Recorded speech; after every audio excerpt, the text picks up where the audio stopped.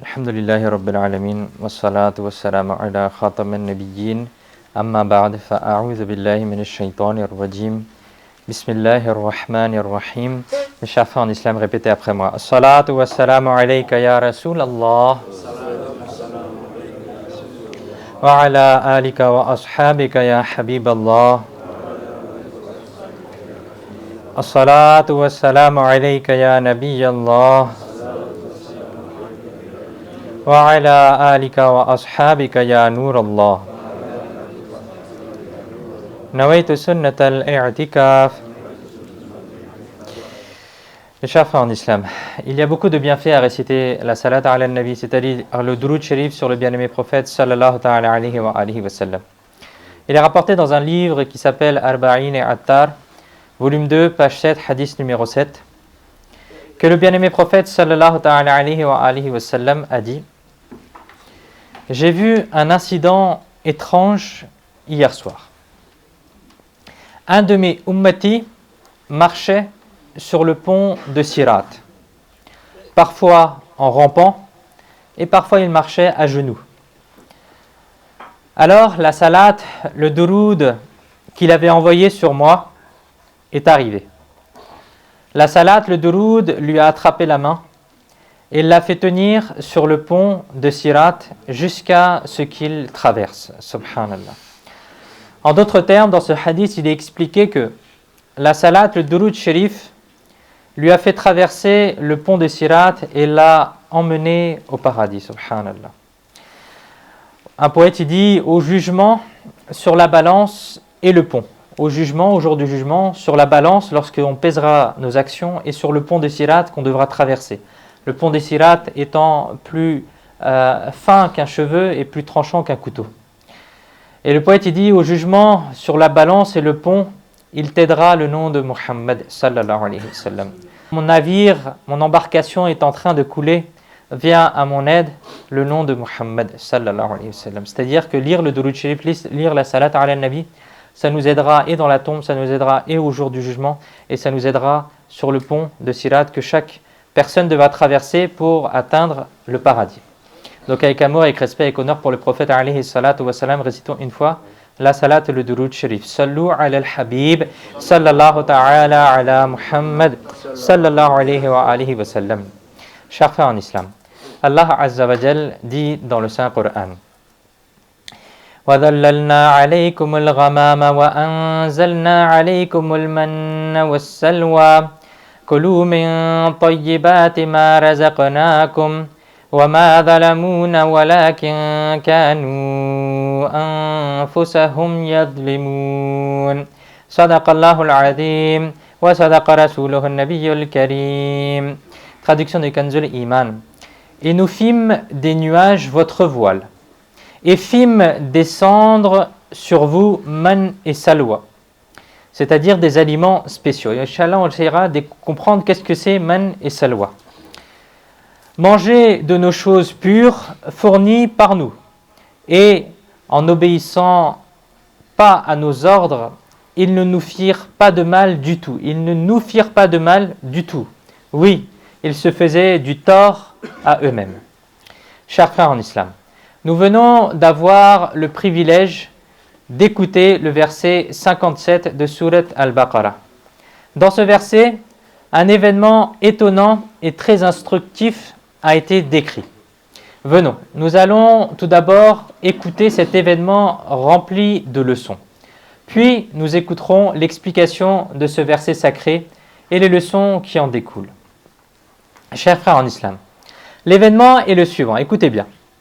Lorsque Pharaon s'est noyé, les Bani Israël ont alors pris le contrôle de l'Égypte et ils ont ensuite commencé à vivre là en toute liberté.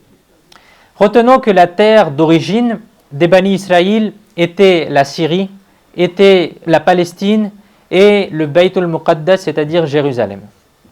Sayyidina Ibrahim alayhi salam était arrivé ici après avoir fait la hijra, après avoir émigré.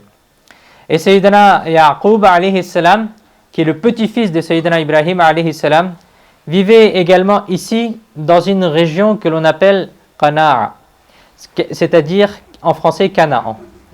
Et à l'époque bénie de Sayyidina Yusuf alayhi salam, Sayyidina Yusuf alayhi salam étant le fils, et Sayyidina Ya'qub alayhi salam, et Sayyidina Ya'qub alayhi salam étant le petit-fils de Sayyidina Ibrahim alayhi salam, il vivait ici dans une région qui s'appelle Canaan. Et à l'époque de Sayyidina Yusuf alayhi salam étant le fils de Sayyidina Ya'qub alayhi salam, qui lui-même est le fils de Sayyidina Ishaq et ensuite le fils de Sayyidina Ibrahim alayhi salam. Bref, cette lignée qui se termine aussi par Sayyidina Yusuf alayhi salam, les Bani Israël à cette époque-là sont arrivés en Égypte. C'est à l'époque de Sayyidina Yusuf alayhi salam que les Bani Israël ils sont arrivés en Égypte. Or, lorsque les Bani Israël ont été libérés de Pharaon, la terre sainte, c'est-à-dire Bayt al-Muqaddas, Jérusalem, était alors occupée par le peuple que l'on appelle Amalika. Alors les Bani Israël, ils reçurent l'ordre de combattre le peuple des Amalika et de libérer la Syrie et la terre sainte qu'est Jérusalem. Après avoir reçu cet ordre, une grande armée des Bani Israël, dirigée par Sayyidina Moussa alayhi salam lui-même, s'est dirigée vers la Syrie. Et le problème était que ces gens n'avaient pas accepté cet ordre de tout cœur. Et ils étaient partis combattre à contre-cœur. Et entre l'Égypte et la Syrie, il y a une plaine appelée plaine de Tia, qui est environ longue de 27 km. Lorsque ces gens sont arrivés ici, ils ont appris que le peuple de Amalika est un peuple très puissant. Ils ont demandé comment est-ce qu'ils sont les gens de Amalika, on va devoir les combattre, comment est-ce qu'ils sont? Alors ils ont compris que ces gens-là, ils sont très forts, ça va être dur. Alors ils se sont entêtés et ils ont dit, ô Moussa alayhi salam, nous ne nous battrons pas contre le peuple de Amalika. Ils sont trop forts pour nous, on ne va pas réussir. Et ensuite, qu'est-ce qu'il est dit dans Surat Al-Maïda, verset 24, traduction? Alors, toi et ton Seigneur, allez et combattez tous deux contre eux. Nous sommes assis ici.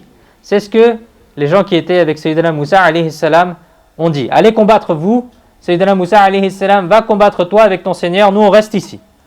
Allah, Allah. Comme c'était impoli, comme c'était insolent. Avec quelle audace et mépris ils ont dit cela. Puisqu'ils ont été impolis et méprisants, ils ont été punis. Quelle a été leur punition?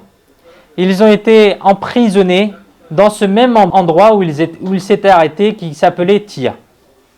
Il n'y avait qu'un espace de 27 km. Ils partaient le matin pour rentrer chez eux et marchaient jusqu'au soir. Mais le soir, ils découvraient qu'ils étaient en fait revenus à l'endroit où ils étaient partis le matin. Ils ont beaucoup essayé, ils ont énormément essayé de sortir de cet endroit, mais ils n'ont pas réussi. Qu'est-ce qu'ils avaient dit? Qu'est-ce que Allah il nous dit? Ils informent, ils avaient dit, nous sommes assis ici. Et bien Allah, il a fait qu'ils restent assis ici. Ils ont erré à cet endroit en étant très inquiets. Ces gens ont ainsi été emprisonnés ici pendant 40 ans. Allahu Akbar. Maintenant, regardons les bénédictions d'Allah Azza wa Jalla. Regardons ce qu'ils ont reçu à cet endroit qui s'appelle Tia, dans lequel ils sont restés enfermés. Ils partaient le matin pour essayer de quitter cet endroit, mais le soir, lorsqu'ils arrivaient à un autre point, ils comprenaient qu'en fait, ils étaient au même endroit où ils étaient partis le matin. Ils n'arrivaient pas à sortir. Ils tournaient en rond toute la journée, mais ils n'arrivaient pas à sortir de cet endroit. Mes chers frères en islam, ces Bani Israël-là ont commis un crime. Ils ont été insolents envers Allah Azza wa Jal et envers Sayyidina Moussa alayhi salam. Et pourquoi est-ce qu'on parle de toutes ces histoires-là? Pourquoi le Coran, il nous cite toutes ces histoires-là? C'est pour que nous en tirions des leçons et que l'on comprenne ce que signifient ces histoires-là et que nous en tirions aussi les leçons. Bref, à cause de cette crise, à cause de cette crise, à cause de ce crime, ils ont été punis en étant emprisonnés. Quels bienfaits ont-ils reçus pendant cet emprisonnement? Écoutons, Allah Azza wa Jal, il dit dans Surat Al-Baqarah, dans ce verset 57, وَذَلَّلْنَا عَلَيْكُمُ الْغَمَامَ. Et nous fîmes des nuages votre voile. Pourquoi? Comme c'était une plaine dans laquelle ils étaient enfermés, il n'y avait rien à cet endroit. Il n'y avait pas d'ombre à cet endroit. Le soleil tapait directement sur eux. Alors les nuages venaient et leur faisaient de l'ombre. وَذَلَّلْنَا عَلَيْكُمُ الْغَمَامَ. Et nous fîmes des nuages votre voile. Et ensuite, qu'est-ce que Allah Azza wa Jal il dit? Wa anzalna alaykumul manna was-salwa. Et fîmes descendre sur vous man et salwa, c'est-à-dire des aliments spéciaux. À cet endroit, mes chers frères, il n'y avait pas de nourriture. De ce fait, de la nourriture descendait du ciel pour eux. Quelle était cette nourriture? Quelle était cette nourriture spéciale? C'est ce que l'on appelle man et salwa. Man, mes chers frères, était un aliment sucré, naturel, qui pleuvait comme la rosée de l'aube, c'est-à-dire au moment du fajr, c'est-à-dire de l'aube, de l'heure du fajr jusqu'au lever du soleil, pendant lequel, le peu de temps qu'il y avait de la nourriture qui descendait. Environ 4 kilos par personne. Et man, c'est quoi? C'est du coup un aliment sucré naturel qui descendait comme ça, environ 4 kilos par personne. Ils avaient chacun une portion et ils pouvaient se servir. La deuxième partie, c'est quoi? C'est salwa. Salwa était une sorte de petit oiseau qui venait à eux déjà cuit. Et ils en mangeaient, ils s'en nourrissaient. Et en plus de cela, quelles ont été les autres faveurs qu'ils ont reçues? Allah Azza wa Jal a fait descendre du ciel un pilier de nour, un pilier de lumière qui les éclairait pendant la nuit. Pendant cette période de 40 ans, leurs vêtements ne se salissaient pas et ne s'abîmaient pas. Leurs vêtements, ils ne s'usaient pas. Leurs cheveux et leurs ongles ne poussaient pas. Le bébé qui naissait déjà avec des vêtements. Et à mesure qu'il grandissait, avec l'âge, ses vêtements grandissaient avec lui, subhanallah. Regardons mes chers frères, combien de grâces ils ont reçues, malgré leurs crimes. Ils ont été emprisonnés, mais par la baraka de Sayyidina Moussa, alayhi salam, regardons combien de bienfaits ils ont reçus.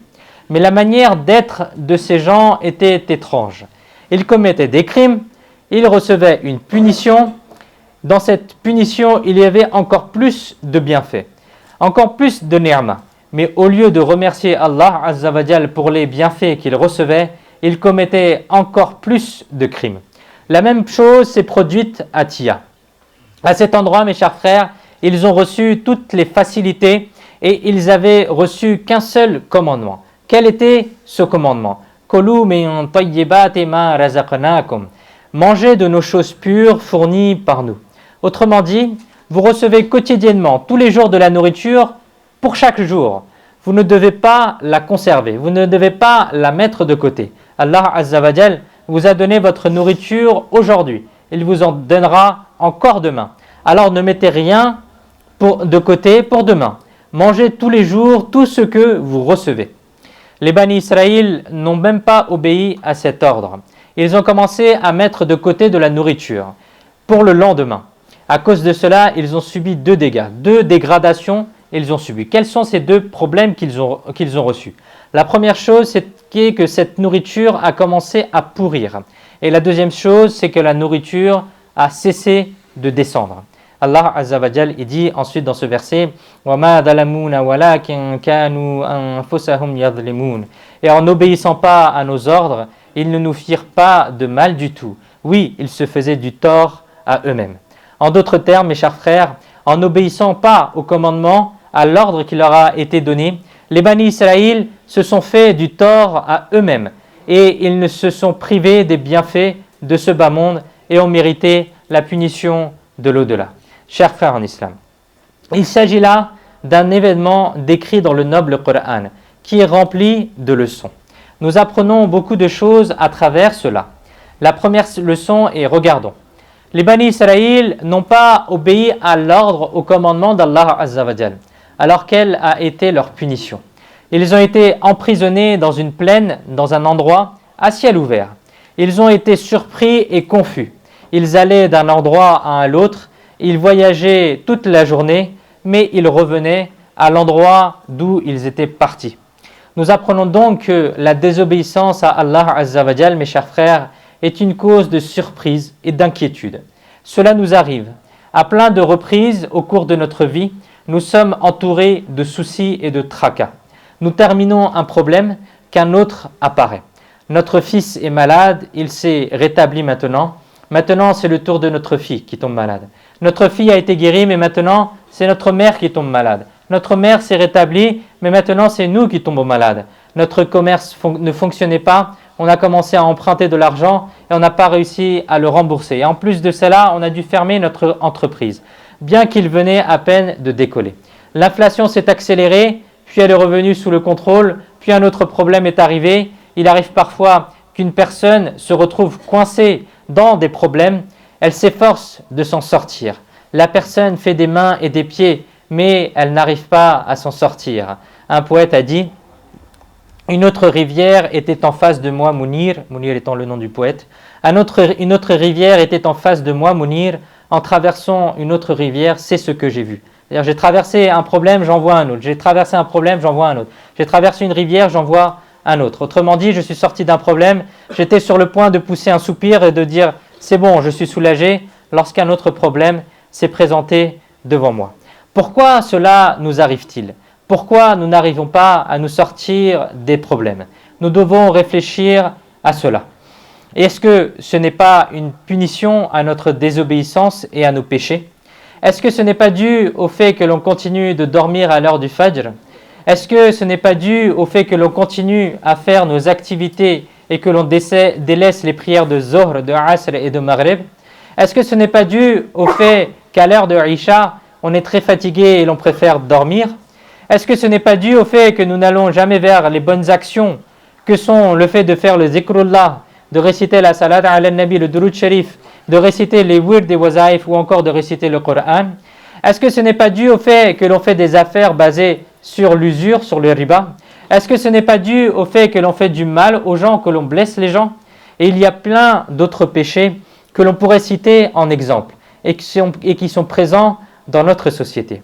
Chacun de nous devrait réfléchir au fait que si je suis tombé dans des problèmes, que si je n'arrive pas à accomplir les choses que je commence, que les problèmes se succèdent les uns après les autres, est-ce que je ne reçois pas une punition à cause de mes péchés? Chers frères en islam, nous devons nous tourner vers la tauba, vers le repentir. Nous devons choisir d'obéir à Allah Azza wa Jal et abandonner les péchés. Les respectables soufis disent « Ce monde est comme la plaine de Tia », comme on a entendu avec l'histoire des Bani Israël. Ce monde est comme la plaine de Tia. Nous sommes tous emprisonnés ici. Allah Azza wa Jal nous a bénis et il nous a accordé la baraka du bien-aimé prophète sallallahu ta'ala alayhi wa sallam.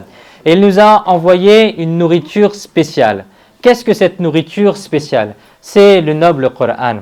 Pour faire quoi? Pour donner de la force à notre âme, à notre ruh. Nous devons fermement nous accrocher à la miséricorde du prophète miséricordieux et mettre en pratique le Coran dans nos vies pour sortir vainqueurs des problèmes que nous rencontrons dans cette vie ici-bas. Chers frères en islam, il y avait une personne qui était entourée de problèmes. Il s'est présenté auprès d'une pieuse personne pour lui parler de sa souffrance. Il lui a dit « Je n'ai que des problèmes. Tout ce que je fais se retourne contre moi. Dès que je commence quelque chose, je n'arrive pas à le terminer. Qu'est-ce que je dois faire ?»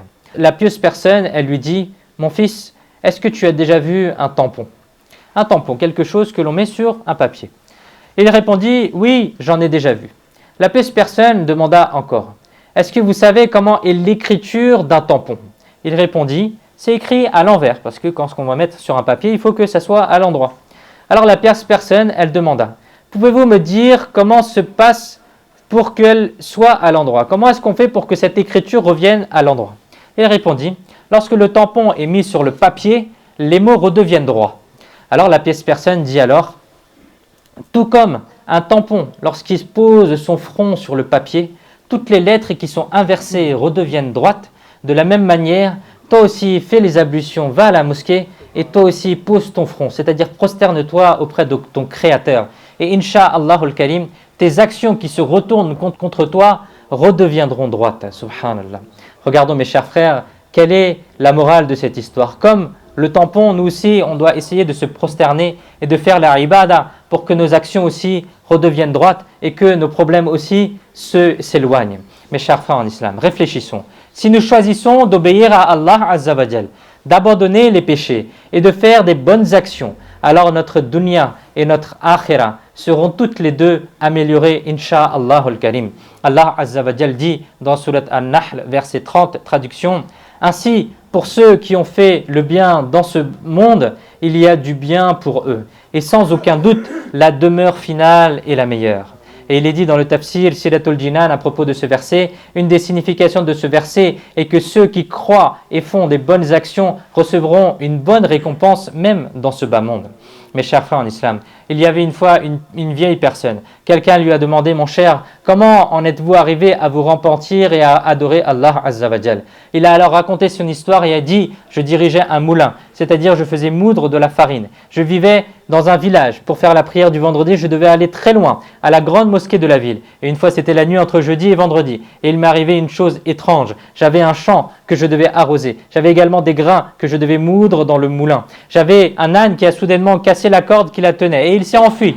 Maintenant, j'étais inquiet et j'étais tout seul. Si j'arrose mon champ, je ne retrouverai pas mon âne. Et les grains que je devais moudre ne seront pas faites. Si je mous mes grains, je ne retrouverai pas mon âne et mon champ ne sera pas arrosé. Et si je cherche mon âne, mon champ ne sera pas arrosé et mes grains ne seront pas moulus. Bref, il y avait 3-4 activités à faire et s'il en faisait une, il devait délaisser les autres. S'il devait commencer une, il ne pouvait pas faire les autres. Bref, quoi qu'il arrive, je perdais 2 choses dans l'histoire. J'étais vraiment très inquiet et plus je réfléchissais et plus je commençais à avoir des vertiges. Finalement, je me suis dit, laisse tout mon frère. Allez, je vais aller faire ma prière du vendredi à la mosquée. Alors je me suis préparé pour aller à la mosquée et je me suis dirigé vers la ville. Je suis allé à la grande mosquée, j'ai fait ma prière du vendredi avec grand plaisir. Puis j'étais en train de rentrer au village. Lorsque je suis passé près de mon champ, j'ai vu que mon champ était arrosé. J'étais très étonné. Je demandé à quelqu'un qui a arrosé mon champ. La personne répondit, c'était le propriétaire du champ d'à côté. Il voulait arroser son propre champ et il faisait nuit, il avait sommeil, alors il a arrosé votre champ par erreur, puis lorsqu'il s'en est rendu compte, il a arrosé son propre champ. J'ai alors remercié Allah Azza wa Jal et je me suis dirigé vers ma maison. Dès que j'ai ouvert la porte, j'ai vu que mon âne était attaché dans la maison. J'ai demandé avec surprise qu'il l'a attrapé et l'a ramené à la maison. Les membres de ma famille ont dit, il était parti dans la forêt, il a vu un lion devant lui, il a pris peur et s'est enfui et il est rentré tout seul à la maison. Ensuite, je me suis avancé dans la maison et j'ai vu que mes grains avaient déjà été moulus. J'ai encore été surpris et j'ai demandé à ma fille, qui a moulu ces grains? La famille répondit, le voisin voulait moudre ses grains, mais il a moulu nos grains par erreur. Lorsqu'il s'en est rendu compte, il est venu nous les rendre et il est parti moudre les siens, subhanallah. En voyant tout cet incident, mon cœur a été touché. D'un côté, je me disais que quoi qu'il arrive, je subirais 2 pertes, mais de l'autre côté, tout mon travail a été fait tout seul. Et à partir de ce jour, je me suis repenti, j'ai fait tauba et j'ai commencé à donner la priorité aux bonnes actions. Subhanallah. Quelle belle histoire, mes chers frères. Pourquoi mon travail ne serait pas fait du Raib Hassan? Même si je suis un être humain, j'appartiens à celui qui rend tout possible. Qu'Allah Azza wa Jal, il nous permette à tous de mettre cela en pratique. Chers frères en islam, les Bani Israël ont reçu quoi? Ont reçu man et salwa. Sans aucun effort, il leur a été ordonné mangez de nos choses pures fournies par nous. Autrement dit, pour chaque jour, vous recevrez de la nourriture chaque jour. Ne la mettez pas de côté. Allah Azza wa Jal vous en a donné aujourd'hui, il vous en donnera encore demain. Alors n'épargnez rien pour demain. Finissez la nourriture tous les jours. Mais les Bani Israël n'ont pas appliqué cela. Ils ont commencé à mettre de côté de la nourriture, c'est-à-dire qu'ils n'ont pas fait confiance à Allah Azza wa Jal. Quel en a été le résultat? Man et Salwa ont arrêté de descendre. Nous apprenons donc, mes chers frères, que le tawakkul, mettre la confiance en Allah Azza wa Jal, est une cause pour obtenir les bienfaits. Et ne pas avoir le tawakkul est la cause des difficultés. En général, si l'on conserve, mes chers frères, de la nourriture longtemps, elle pourrit. Il y a de la moisissure qui apparaît. Et aujourd'hui, il existe différentes méthodes pour conserver la nourriture. Avant, ce n'était pas le cas. La nourriture qui pourrissait était due à l'impatience des Bani Israël. Et il est dit dans un hadith que le bien-aimé prophète sallallahu alayhi wa sallam a dit, s'il n'y avait pas eu les Bani Israël, aucune nourriture n'aurait périmé et aucune viande n'aurait pourri. Nous apprenons donc que la détérioration des aliments et la pourriture de la viande ont commencé à partir de ce moment-là. Sinon, avant cela, ni la nourriture ne périmait et ni la viande ne pourrissait. Chers frères en islam, ceci est le dégât de l'impatience. Ceci est le dégât de ne pas avoir de tawakkul dans ce que Allah Azza wa Jal nous a dit. C'est pourquoi, mes chers frères, nous devons choisir la voie du tawakkul et mettre notre confiance en Allah Azza wa Jal. Et alors, nous en recevrons les barakah, insha'Allah al-Karim. Mais qu'est-ce que le tawakkul? Le tawakkul, mes chers frères, signifie faire confiance à Allah Azza wa Jal. et qu'on fait ses affaires à Allah Azza wa Jal. Cela ne veut pas dire que nous devons délaisser les causes, mais le tawakkul signifie ne pas mettre ses confiances dans les causes, mais rechercher les moyens d'obtenir le risque. Si nous tombons malades, prendre les médicaments, travailler durement, si nous devons faire face à des problèmes, nous devons essayer de les résoudre, mais après tout, nous devons placer notre confiance non pas dans les causes, mais dans la miséricorde d'Allah Azza wa Jal. Et comme quelqu'un le dit, nous ne devons pas placer notre confiance dans les asbab, mais dans le malikul asbab, dans celui qui crée les causes, dans celui qui nous a fourni ces causes-là, dans celui qui nous a mis sur le chemin des intermédiaires pour accéder à ces choses-là. Allah Azza wa Jal, il dit dans Surat At-Talaq, verset 3, « Et quiconque place sa confiance à Allah, alors Allah lui est suffisant. » Et le bien-aimé prophète sallallahu alayhi wa sallam a dit, si vous aviez placé un tel tawakkul en Allah Azza wa Jal, comme il en a le droit, vous recevriez votre rizq, votre subsistance, comme les oiseaux le reçoivent. Ils sortent affamés le matin et ont l'estomac plein le soir. Subhanallah. Le compagnon du prophète, Sayyidina Anas radiyallahu ta'ala anhu a dit, une fois j'allais quelque part avec le bien-aimé prophète sallallahu ta'ala alayhi wa sallam. Nous avons vu un oiseau aveugle en train de se cogner le bec contre un arbre. Vous, sallallahu ta'ala alayhi wa sallam, avez dit, savez-vous ce qu'il dit? J'ai dit, Allah et son messager savent mieux. Alors le bien-aimé prophète sallallahu ta'ala alayhi wa sallam a dit, il dit, ô Allah, cet oiseau dit, ô Allah, tu es celui qui fait justice et tu es celui qui a enlevé la vision de mes yeux. J'ai faim. Ensuite, une sauterelle est arrivée et entrée dans sa bouche de l'oiseau. Et après cela, l'oiseau a recommencé à frapper l'arbre avec son bec. Le bien-aimé prophète sallallahu alayhi wa sallam a dit, savez-vous ce qu'il dit maintenant? Et j'ai dit non. Il a dit, cela veut dire man tawakkal ala Allah kafahu, c'est-à-dire quiconque place sa confiance à Allah, Allah Azza wa Jal lui suffit. C'est ce que l'oiseau a dit après avoir reçu sa nourriture, subhanallah. C'est véritablement vrai, mes chers frères. Celui qui fait confiance, qui place son tawakkul en Allah, alors Allah Azza wa Jal lui suffit. Par conséquent, au lieu de penser à notre avenir, nous devrions penser à notre au-delà. Le Seigneur qui nous a donné notre risque, notre subsistance aujourd'hui, nous donnera la même chose demain. Une fois, il y a un calife qui s'appelait Haroun al-Rachid. La population, une fois, a souffert, durant son califat, a souffert de la famine. Alors le calife a ordonné au peuple de pleurer et de faire dua dans la cour d'Allah Azza wa Jal, ainsi que d'éviter les choses inutiles.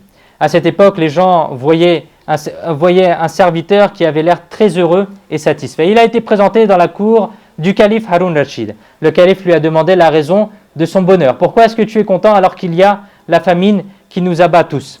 Alors le calife lui a demandé la raison. Et il a répondu, mon maître possède une grande quantité de blé et il m'en fournira pour que je puisse en manger. C'est pour cela que je ne m'inquiète pas de la famine. En entendant cela de la part d'un serviteur, le calife Haroun al-Rachid dit, si ce serviteur est content de faire confiance à quelqu'un comme lui, à quelqu'un qui est un humain comme lui, alors nous avons davantage de droit de placer notre confiance en Allah, de faire le tawakkul ala Allah. Mes chers frères en islam, le bien-aimé prophète sallallahu alayhi wa sallam a dit, il y a une branche dans chaque forêt du cœur humain. Donc quiconque met son cœur derrière toutes ces branches, Allah ne se souciera pas qu'il périsse dans une forêt, et quiconque se confie à Allah, il le sauvera. Le célèbre commentateur du Coran, Mufti Ahmad Yarkhan Naimi rahmatullahi ta'ala alayh, explique ce hadith en disant que le cœur de l'homme est un, et il n'y a qu'un seul cœur, mais il y a beaucoup de soucis et de chagrins pour lui. La nourriture, les vêtements, la maison, les médicaments pour les maladies, les conflits entre les gens, etc. sont toutes des forêts d'inquiétude et de chagrin, dont chacun est relié au cœur. Et en premier lieu, les chagrins et les tristesses ne viendront pas auprès d'un croyant qui fait tawakkul. Et s'ils viennent, ils s'écoulent comme de l'eau, subhanallah. Un pieux prédécesseur parmi les tabi'i, Sayyidina Abu Farwah Jazari rahmatullahi ta'ala a dit, une personne m'a dit dans un rêve, ne sais-tu pas que seuls ceux qui font le tawakkul, qui placent leur confiance en Allah, seront au repos? J'ai dit qu'Allah te fasse miséricorde. Ils seront au repos par rapport à quoi? De quoi ils seront au repos? Il a dit, des chagrins de ce bas monde et de la difficulté de devoir rendre des comptes le jour du jugement. Et il dit, je jure par Allah, depuis ce rêve, je n'ai jamais été triste de recevoir de la nourriture plus tôt ou plus tard. Car celui qui adopte le tawakkul, Allah Azza wa Jal exauce ses prières. en plus du risque, le bien aussi coule vers lui. Qu'Allah Azza wa Jal nous permette aussi d'adopter le tawakkul, d'obtenir ce bienfait, d'obtenir cette richesse et de placer notre confiance en Allah Azza wa Jal dans toutes nos actions. Amin. Bijahi khataman nabiyyin sallallahu ta'ala alayhi wa alihi wa sallam. Sallu ala al-habib sallallahu ta'ala ala Muhammad sallallahu alayhi wa alihi wa sallam.